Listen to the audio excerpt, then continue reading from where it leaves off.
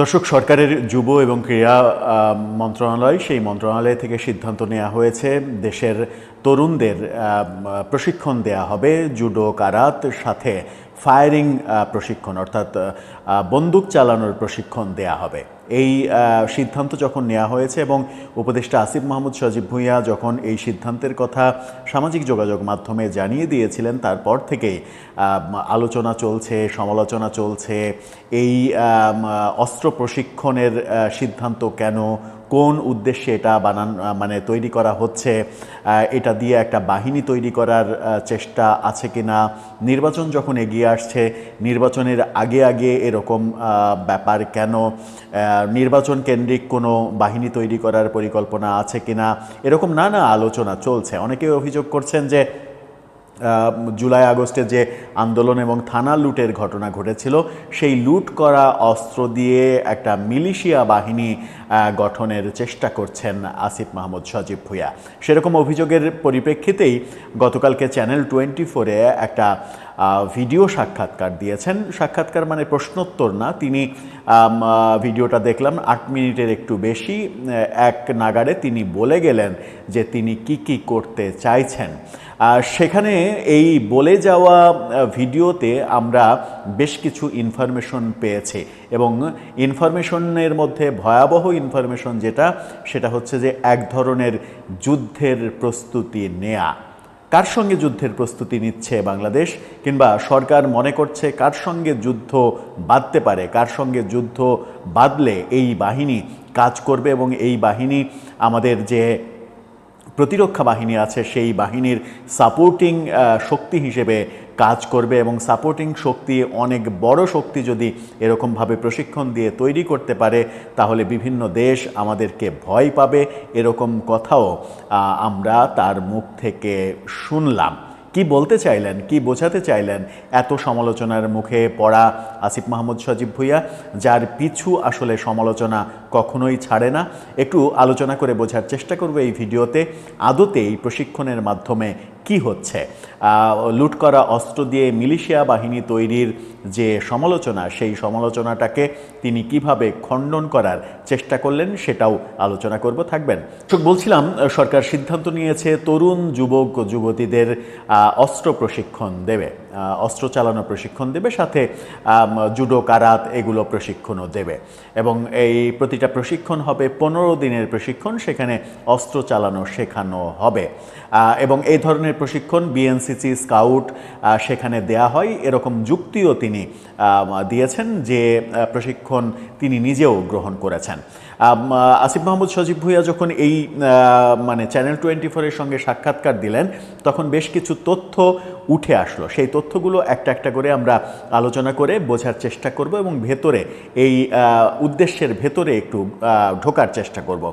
তার ভাষ্য অনুযায়ী আমরা জেনেছি যে 8,500 তরুণ তরুণীকে আপাতত প্রশিক্ষণ দেওয়ার সিদ্ধান্ত নেওয়া হয়েছে এবং তিনি বলছেন যে এই যে উদ্যোগ, সেই উদ্যোগ নাকি শেষ হবে 2027 সাল নাগাদ, অর্থাৎ নির্বাচনের আগে এই উদ্যোগ শেষ হবে না। নির্বাচনের আগে যেটা হতে পারে তার ভাষ্য অনুযায়ী যে 400-500 জনের ট্রেনিং সম্পন্ন হতে পারে, সেটা তিনি বলেছেন এবং এই ট্রেনিং করলে থাকা, খাওয়া এবং তাদেরকে একটা ভাতা 4200 টাকা করে প্রতিজনকে ভাতা দেওয়া হবে, সেই কথাও তিনি বলেছেন। তিনি সবথেকে মারাত্মক যে কথাটা বলেছেন যে এটার উদ্দেশ্য কী, কেন তিনি এটা করছেন।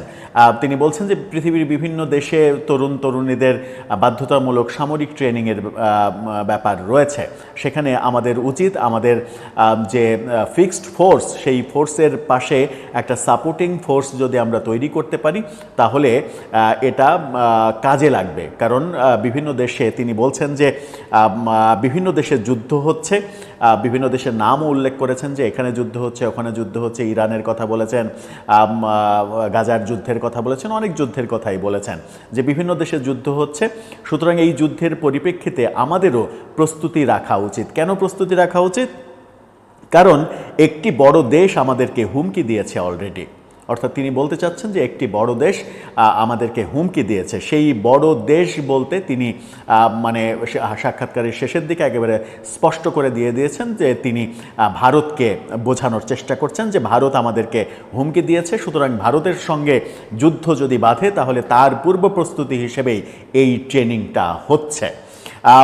সাপোর্টিং বাহিনী যদি থাকে, এরকম একটা সাপোর্টিং বাহিনী তার মতে 20-30 হাজার প্রতি বছরে প্রশিক্ষণ দেওয়া উচিত, এবং প্রশিক্ষণ দিয়ে কয়েক লক্ষ সাপোর্টিং বাহিনী যদি আমরা তৈরি করতে পারি তাহলে ভারতের মতো পরাশক্তিরা আমাদেরকে ভয় পাবে, এবং ভারতকে ভয় দেখানোর জন্যই মূলত এই উদ্যোগ। মানে তার কথাতে মনে হচ্ছে যে ভারতের সঙ্গে যুদ্ধ বোধহয় লাগলোই, ভারতের সঙ্গে যুদ্ধ বাঁধার পরিপ্রেক্ষিতে পুলিশ, আর্মি, সেনাবাহিনী, বিমান বাহিনী তাদেরকে সাপোর্ট করার জন্য একটা প্রশিক্ষিত বাহিনী দরকার, প্রশিক্ষিত একটা জনবল দরকার। সেই জনবল তৈরি করতে তিনি উদ্যোগী হয়েছেন, এবং তিনি এটাও বলেছেন যে তিনি যদি সুযোগ পান, পরবর্তীতে যদি সুযোগ পান তাহলে তিনি এটা প্রতিষ্ঠিত করে ছাড়বেন।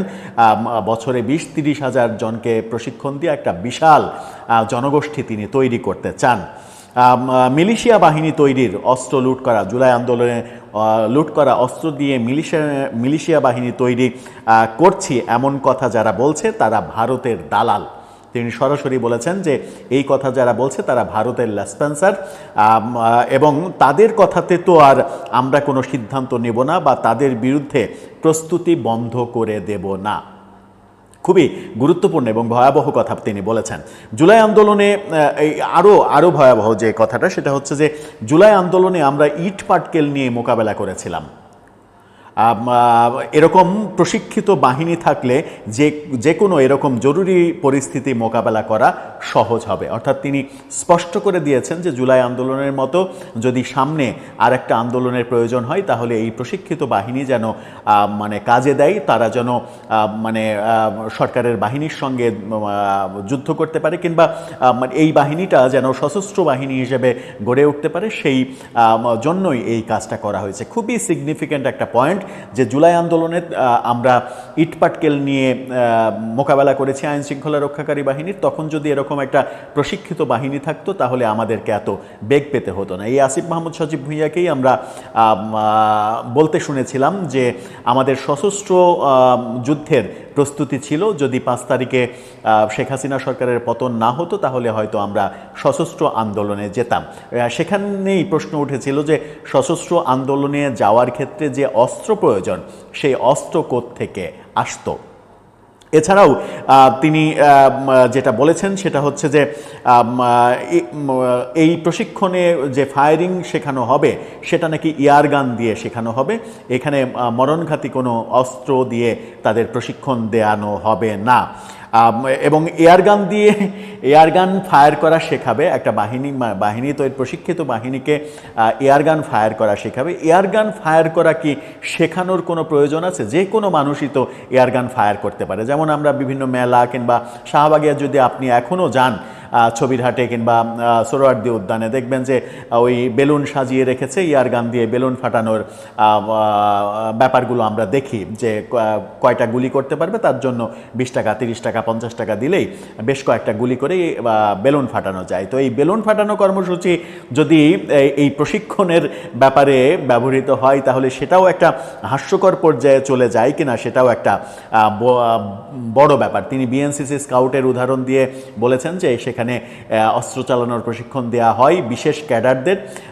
বিএনসিসি স্কাউটের বিশেষ ক্যাডারদের দেয়া হয়, এবং যে প্রশিক্ষণ আমি নিজেও নিয়েছিলাম। তিনি মানে একাধিকবার স্পষ্ট করে যেটা বলেছেন সেটা হচ্ছে যে ভারতীয় লেসপেন্সারদের কথা আমরা শুনবো না। অর্থাৎ এটার বিরুদ্ধে যারা কথা বলছে, তার এই উদ্যোগের বিরুদ্ধে যারা কথা বলছে, যারা সমালোচনা করছে, তারা হচ্ছে ভারতের দালাল, ভারতের লেসপেন্সার। তারা ভারতকে রক্ষা করার জন্য এই কথা বলছে। আমরা যেন এরকম উদ্যোগ না নিয়ে থেমে যাই, তাহলে ভারতের একটু লাভ হবে, এরকম একটা ব্যাপার বোঝাতে চেয়েছেন। অর্থাৎ তিনি যে প্রশিক্ষণের উদ্যোগ নিয়েছেন তাতে করে ভারত খুব ভয় পাবে, ভারত ভয় পেয়ে হয়তো জড়সড় হয়ে কাঁপাকাঁপি শুরু করবে যে এই প্রশিক্ষিত বাহিনী, এয়ারগান ফায়ার করা এই প্রশিক্ষিত বাহিনী ভারতীয় যে বিশাল বহর, বাহিনীর যে বহর, সেই বহরকে ভয় পাইয়ে দিতে পারবে। এখানে যে প্রশ্নগুলো এসেছে সেটা হচ্ছে যে চতুর্দিকে যে আলোচনাগুলো হচ্ছে সেটা হচ্ছে অনেকেই বলছেন এই প্রশিক্ষণ নিয়ে যদি প্রশিক্ষিত যারা হচ্ছেন তারা যদি সন্ত্রাসী বাহিনী গড়ে তোলে তাহলে আসিফ মাহমুদ সজীব ভুঁইয়া কিংবা তার মন্ত্রণালয় কিংবা সরকার ঠেকাবে কীভাবে? আমি একটা প্রশিক্ষণ দিলাম, একটা জনগোষ্ঠীকে প্রশিক্ষণ দিলাম এবং বন্দুক চালানোর প্রশিক্ষণ দিলাম, যদিও তিনি বলছেন এয়ারগান দিয়ে ফায়ার করা শেখাবে, কিন্তু মৌলিক যে মানে একেবারে প্র্যাকটিক্যালে যে এয়ারগানে ফায়ার করাবে, কিন্তু গুলি চালানোর এবং বন্দুক চালানোর, অস্ত্র চালানোর যে মৌলিক শিক্ষা, খাতা কলমে যে শিক্ষা, সেই শিক্ষাটা তাদেরকে দেয়া হবে। অর্থাৎ একটা প্রশিক্ষিত বাহিনী তৈরি করার জন্যই এটা। কিন্তু তারা যদি পরবর্তীতে সন্ত্রাসী বাহিনী হয়ে উঠে কিংবা এখন পর্যন্ত জুলাই আন্দোলনের যে থানা লুট করা অস্ত্র, ১৫০০-এর বেশি অস্ত্র এখন পর্যন্ত উদ্ধার হয়নি, সেই অস্ত্র যদি এই প্রশিক্ষিত বাহিনীর হাতে চলে যায় তাহলে কি অবস্থা হবে? সেটা কি ঠেকানো যাবে? আবার কেউ কেউ প্রশ্ন করছেন যে এই বাহিনীটা, তিনি যেটা বললেন যে জুলাই আন্দোলনে আমরা ইট পাটকেল নিয়ে আন্দোলন করেছি, তখন যদি মানে সেই কারণেই এরকম একটা প্রশিক্ষিত বাহিনী থাকলে জাতির যে কোনো ক্রান্তি লগ্নে সেটা কাজে লাগবে। এটার এই উদাহরণ দেওয়ার একমাত্র কারণ এবং একমাত্র উদ্দেশ্য হচ্ছে জুলাই আন্দোলনের মতো সামনে আরও আন্দোলন হতে পারে যেখানে এই প্রশিক্ষিত বাহিনী কাজ করতে পারে, যেটা ভয়াবহ আকারে বাংলাদেশের জন্য ঝুঁকিপূর্ণ হতে পারে। এবং সেই কারণেই প্রশ্ন উঠেছে যে এই প্রশিক্ষিত বাহিনী তাহলে কাদের হয়ে কাজ করবে? তারা সরকারের হয়ে কাজ করবে, নাকি এনসিপির হয়ে কাজ করবে, নাকি আসিফ মাহমুদ সজীব ভুঁইয়ার হয়ে কাজ করবে, নাকি প্রফেসর ইউনূসের হয়ে কাজ করবে? সেই প্রশ্নগুলো চতুর্দিকে উঠছে, সামাজিক যোগাযোগ মাধ্যমে এই সমালোচনাগুলো উঠছে। আবার কেউ কেউ এটাও বলছেন যে এই প্রশিক্ষিত বাহিনী মূলত তৈরি করা হচ্ছে, আওয়ামী লীগ ফিরে আসছে, এই আওয়ামী লীগ এলো, এই বুঝি আওয়ামী লীগ ঢুকে পড়লো কিংবা শেখ হাসিনা ঢুকে পড়লেন, এই যে গত 14-15 মাসে এই আলোচনাগুলো শুনেছি এবং এক ধরনের জুজুর ভয় আমরা দেখেছি বিভিন্ন মহলের মধ্যে, সেইটাকে টার্গেট করেও এই প্রশিক্ষণের ব্যবস্থা করা হতে পারে, এমন আলোচনা সমালোচনাও আমরা সামাজিক যোগাযোগ মাধ্যমে দেখছি যে এই বাহিনীকে আওয়ামী লীগ ঠেকানোর কাজে ব্যবহার করার একটা উদ্দেশ্যও থাকতে পারে। সব মিলে তিনি চেষ্টা করলেন ব্যাপারটাকে পরিষ্কার করার, যে এটা দেশের জন্য প্রয়োজন, দেশের স্বাধীনতা সার্বভৌমত্ব রক্ষার জন্য প্রয়োজন।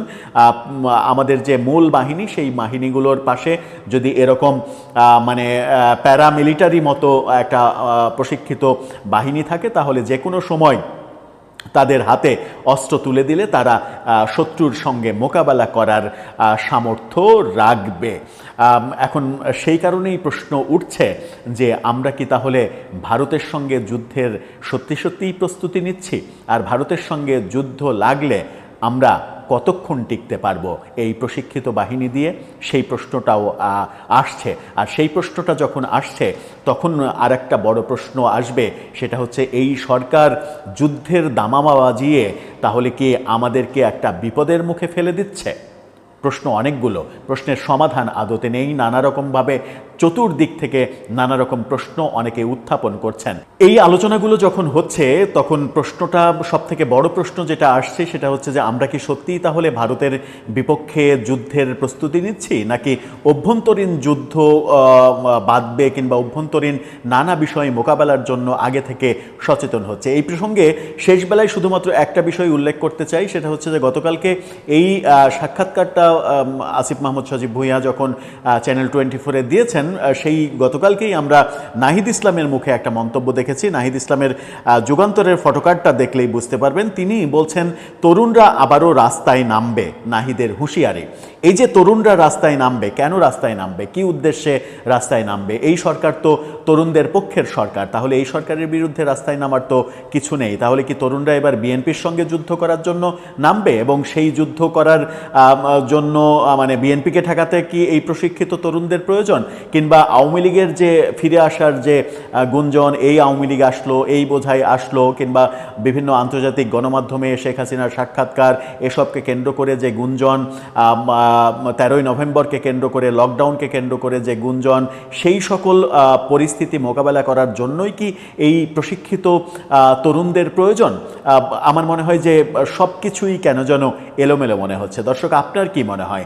আপনারা নিশ্চয়ই এরই মাঝে চ্যানেল 24-এর সাক্ষাৎকার সাক্ষাৎকারটা আসিফ মাহমুদ সজীব ভুঁইয়ার দেখেছেন এবং সেই সাক্ষাৎকারটা দেখে না থাকলেও আমাদের যে আলোচনা, সেই আলোচনা থেকে আপনার কি মনে হয় আদতে আমরা কি সত্যিই ভারতের সঙ্গে যুদ্ধের প্রস্তুতি নিচ্ছি, নাকি এই যুদ্ধটা অন্য কোন